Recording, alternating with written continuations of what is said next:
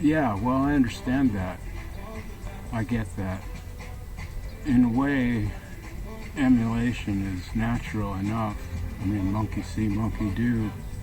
And we are a kind of monkey. We can share blood with the chimpanzees, be transfused with chimpanzee blood and be fine. That's how close we are. So, I mean, there's that aspect. And it's natural if someone is speaking wisdom, or what appears to be wisdom. I don't just mean Robert, I mean anybody. It's natural to hold that person in esteem and want to emulate that. Something about emulate that person's way of being. But that is a fatal error, and that's what I'm trying to point out.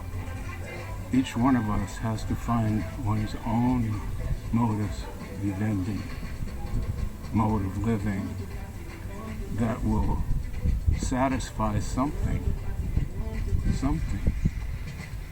You see, I'm not one of these people who believes we're born tabula rasa. We all have DNA, and that DNA carries countless messages. We have no idea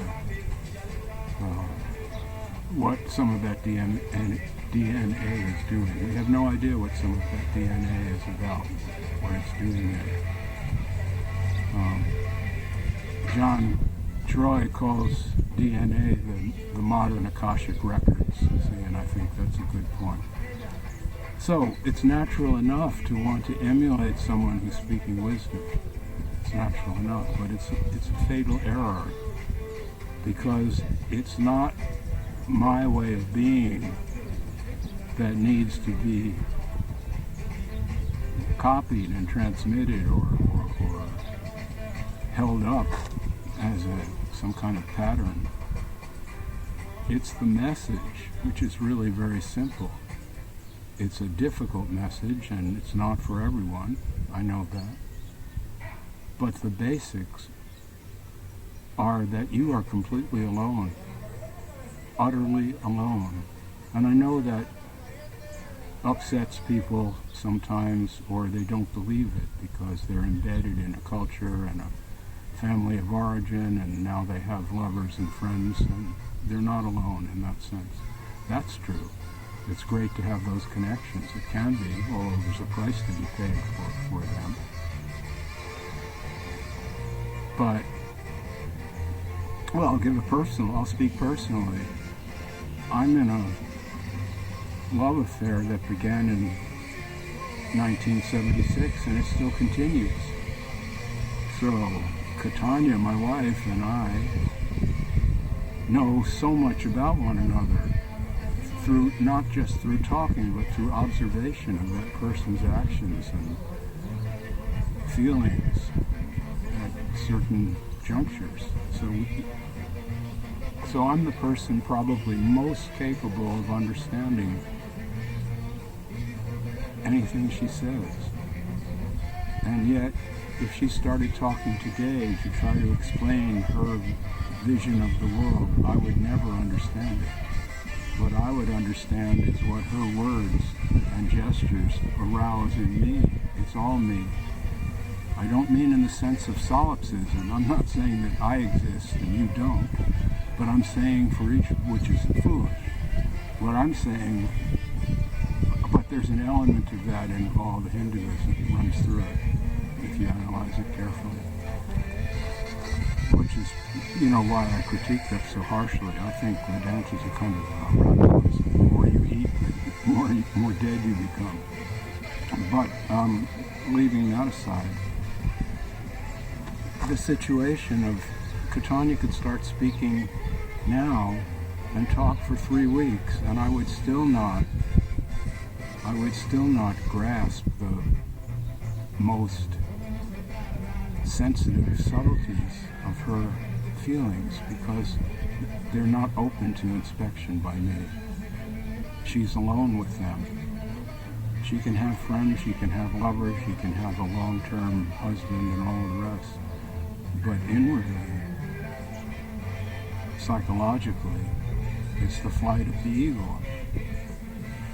Now that's, in my opinion, understanding that is what it means to be awake.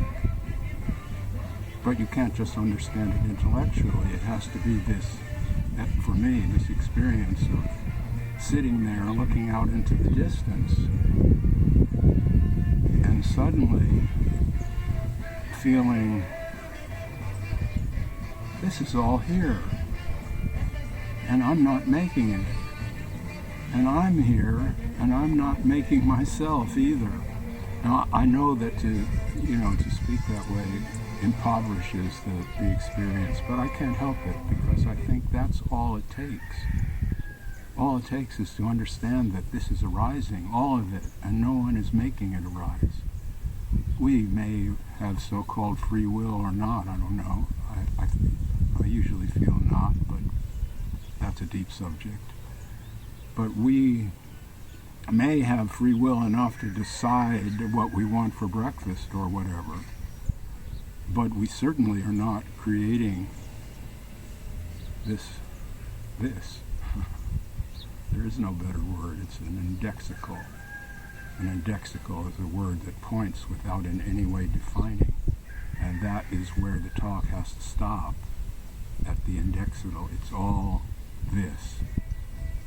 Or, there's various words for now.